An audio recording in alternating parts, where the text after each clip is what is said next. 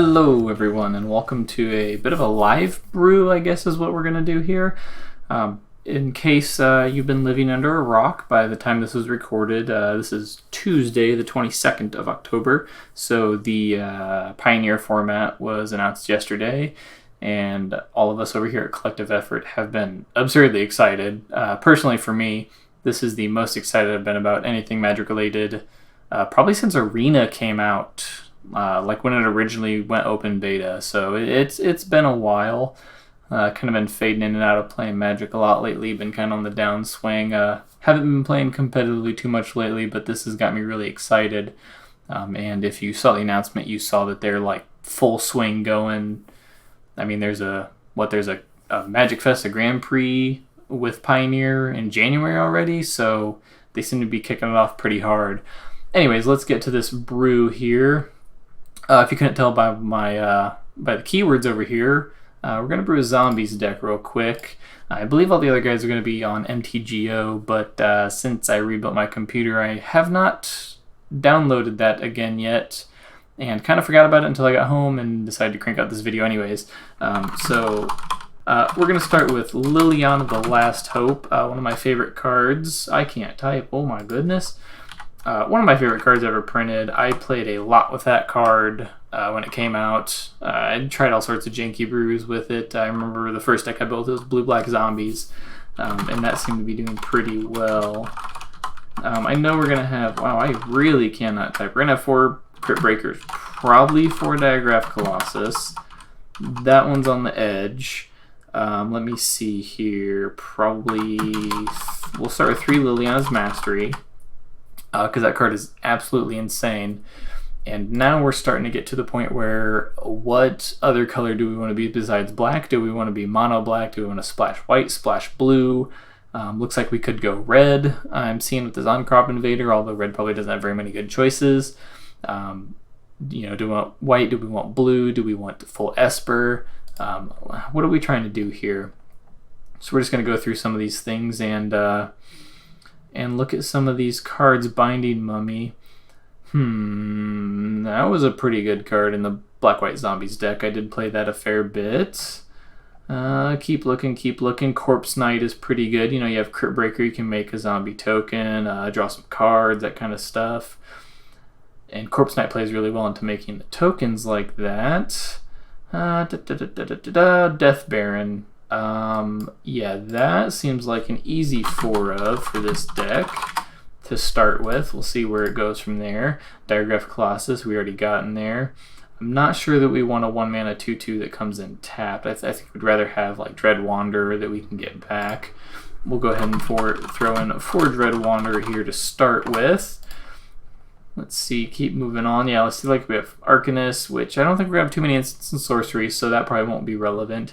Butcher, I mean, that's just a super solid card. I didn't even realize that was a zombie until, like, right now, today I learned. But that card is absurdly good. I don't know that we want to splash red just for a single card like that. We got a lot of just, draft cards, that kind of stuff. Taskmaster, or not Taskmaster, I was reading Taskmaster, I was looking at Skylord. Giving zombie tokens flying is pretty cool, but 5 mana is a big ask in this format, I'm thinking. We're going to be really looking towards, turn 4 aggro kills, turn 4 Aetherworks Marvel, throwing out Emrakul and Ulamog and just ruining your day like that. So that's something to keep in mind, definitely.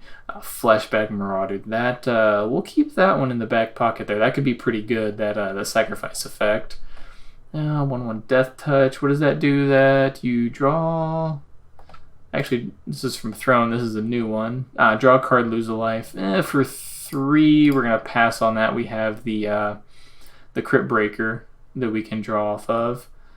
Relentless Dead is one that I can think of. We have the God Eternals too.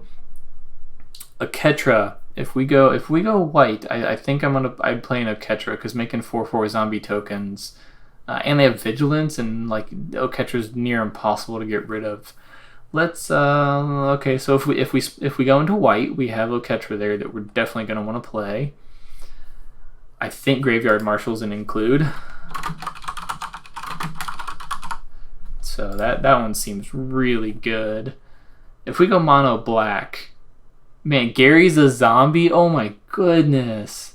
With Marshall and Relentless dead. Man, I think he might be an include here. A lot of our stuff is like double black. I think we're going mono black zombies, and we're gonna throw in two Garys here. Obviously, we're gonna have to cut some things. I'm probably gonna end up with like a 100 card deck here. I believe that's how you spell Asphodel. Yes, I know things. Oh man, Zombie Fish. I forgot about Zombie Fish.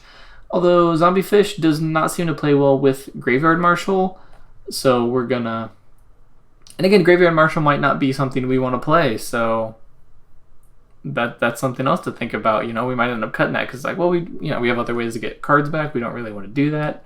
Man, Josu's a zombie too. Like, oh, see, this is a live brew. Like, I didn't even look through all the zombies yet. Like, oh my goodness, there's so many.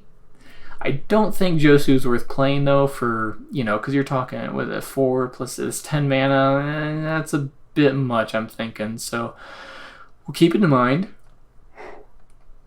Ooh, a little bit of a yawn there. Lord of the Accursed, easy include. Okay. Moving on down. That could be a good card. Like a post sweeper kind of situation. Lotless Giant. We'll keep a hold of that one in our back pocket as well. Our pocket's getting pretty full back there. Oh man, Midnight Reaper is a zombie too. Oh my goodness. I'm just putting these in as 4 of, just to kind of give me an idea. A lot of them, I know I have some 2 and 3 ofs there, but oh man, Murderous Rider is a zombie too. Geez, Murderous Rider has to go in. Like, that's just, it's everything we want out of this deck. 3 mana is probably in the top half there. Some red zombies there that we're not too worried about.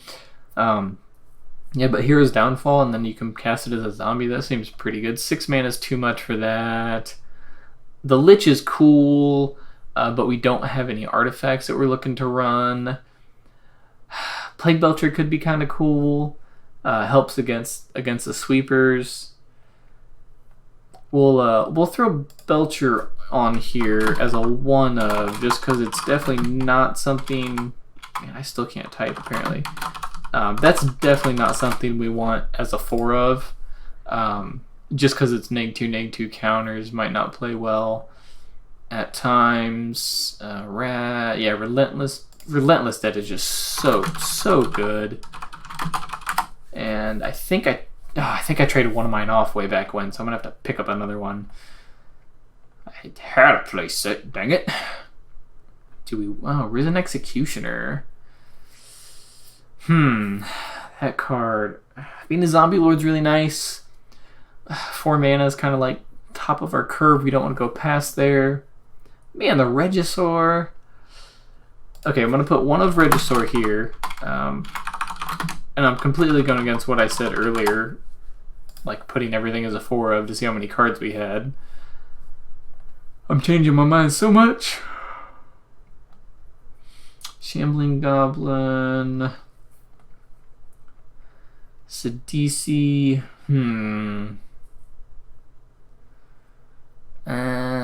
Man, Sidisi could be really good, but 5 mana is a lot. 5 mana is a lot. So far. Yep, Murderous Rider. We already saw that one. We're not worried about Tattered Mummy. Tomebound Lich. Okay, so far, Mono Black might be looking like the right way to go. Wayward Servant and Corpse Knight. I think going white and having Wayward Servant and Corpse Knight helps give some reach and some insulation against mono red. So we are going to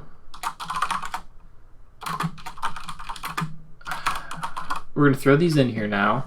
So let's see how many cards we have. 54. Okay. We need to cut this down. And if we go white, we have to put in... We don't have to. We're going to put in God Eternal Ketra. Okay, at this point is Liliana, even worth it in this deck. Liliana's sweet. She does some cool things. Being able to return a creature card's pretty cool. Her ultimate will win the game regardless of what else is happening. I think Regisaur's out. We do not want to be discarding cards. We definitely want Murderous Riders if we're not going to run any other sort of removal. Dread Wanderer. It's recursive, but I don't know if that's the kind of thing we want to be doing. Having multiple 1 manas to help Crypt Breaker activate earlier is nice, plus we can discard Dread Wanderer and get it back later. Actually, now I'm looking at Graveyard Marshal. Do we want to be exiling cards? Because this helps with zombies in our graveyard. We can get this back, or we can get other cards back, or this back. Well, that one, yeah. This one comes back. We're pretty good on 2 mana if we keep the white. So actually I think I'd cut Graveyard Marshal. Probably go down to 1 Gary at 5 mana since we also had the Liliana's Masteries. The Plague Belcher... I think we're more trying to flood the board. Midnight Reaper... Huh. I think we're only running 2 Midnight Reapers because we have like the Barons, the Colossus, and the Lord of the Cursed. Colossus just flood the board. Yeah, if we're running Colossus, we want to run Servant and Corpse Knight as well. So if we cut down to 2 Murderous Riders, cut the Plague Belcher, we are still at 45 cards. That is so many cards. This might be too slow. Like, yeah, you put 2 2/2s that are 3/3s. But at 5 mana, we want to be winning the game pretty quickly. Well, we cut it down to 42. Liliana. I built this deck because I want to play Liliana, but now I'm looking at it and I'm like, I don't know if Liliana actually fits in here. I mean, it was the first card we started with. Let's see what this looks like. So what do we have? All we have for removal is Murderous Rider. Is that good enough? Other than that, we're just flooding the board. Is flooding the board good enough? We have life gain, life loss, reach. We can make tokens, tons of tokens. We can draw cards. This gives our stuff death touch. We have well, we only have 8 lords because Liliana's Mastery costs 5. We have 1 5-drop, so 21 lands. Everything else is 3 under. 21 lands would not be a problem. The question is, what 21 lands do we want? We need to have 4 Godless Shrine and 4 Isolated Chapel for the black whiteness. We want... See, the problem is we want untapped black on 1, so Prismatic Vista... It's a little risky. Do we want Castle Lochthwain? It lets us draw cards, but we have, you know, the Midnight Reapers and the Crypt Breakers that can help us draw cards. This is a full-on aggro deck. I mean, that much is clear. I think... Crap, I was going to put in Oketra. Oketra is definitely sideboard. I'm not going to be crafting a sideboard currently. All I'm looking at in building this deck is that turn 4 aggro, like mono red, is going to be a thing. Or this deck, I don't know. It looks like it could do some pretty good work. And turn 4 Emrakul Ulamog is going to be a problem. So that would be... We don't want to main deck that kind of stuff because this format's going to be all over the place when it first comes out. So we just want to be super linear and trying to do what we do. Okay, so realistically, looking at Gary, if we cast him on turn 5, we'll probably have like 1, 3, 5, 6. Okay, I had a slight interruption there. Sorry about that. Where were we at? Yes, talking about Gary, our friendly 5-mana mono black devotion zombie thing that's gonna help us win the game. Okay, realistically, if we slam him on turn 5, we'll probably have, barring no removal, 5-7. So, between 5 and 7 on average if we play one spell a turn. I think a 1-of is worth it. I think it'll kind of hit him out of nowhere. There'll definitely games where you don't draw the lands and you lose or win before that. But I could also see situations where you get into a board stall, they kill your lords, there's no good attacks either way, and you draw Gary and just end the game on the spot. Now, as far as the rest of our lands, we want those. We probably want concealed courtyards.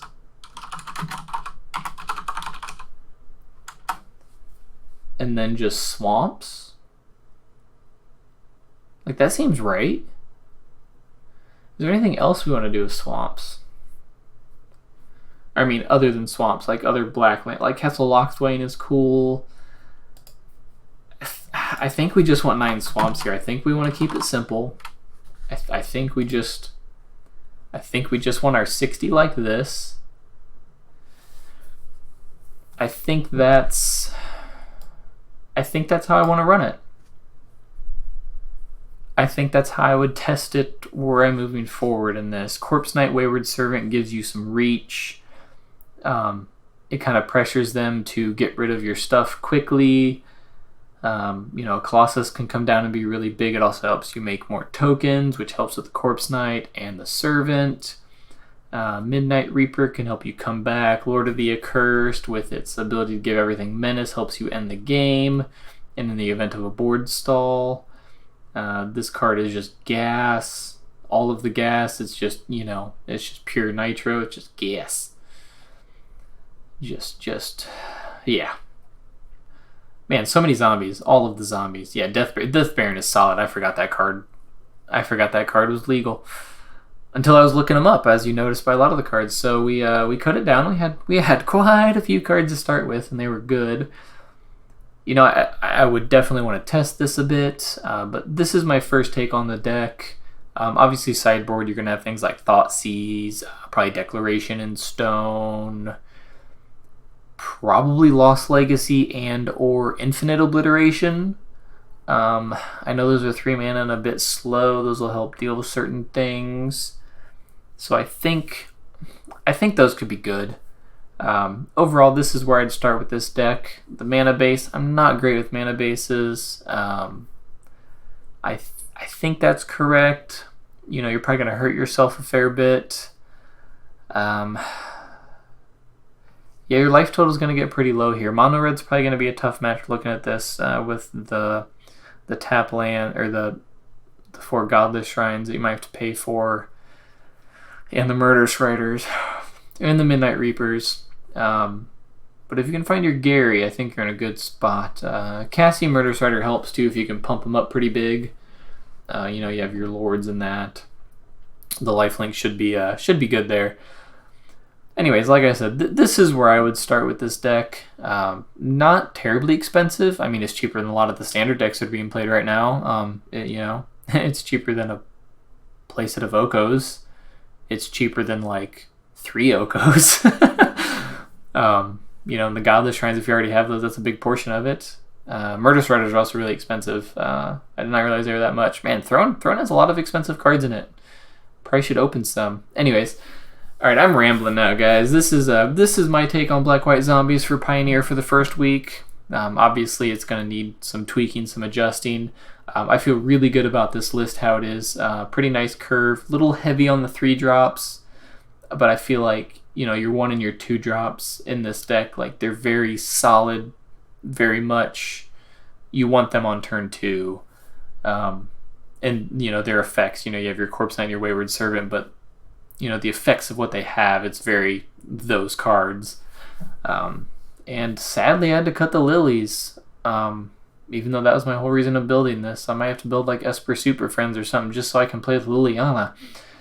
Anyways, that'll be all from me, guys. Thanks for tuning in. Hopefully the other guys have some super sweet lists. I have not seen them yet or watched your videos, so it'll be a surprise to me what they do. And I hope you guys enjoy. As always, hit like and subscribe. I think this is going on YouTube. And take care. We'll catch you in the next one.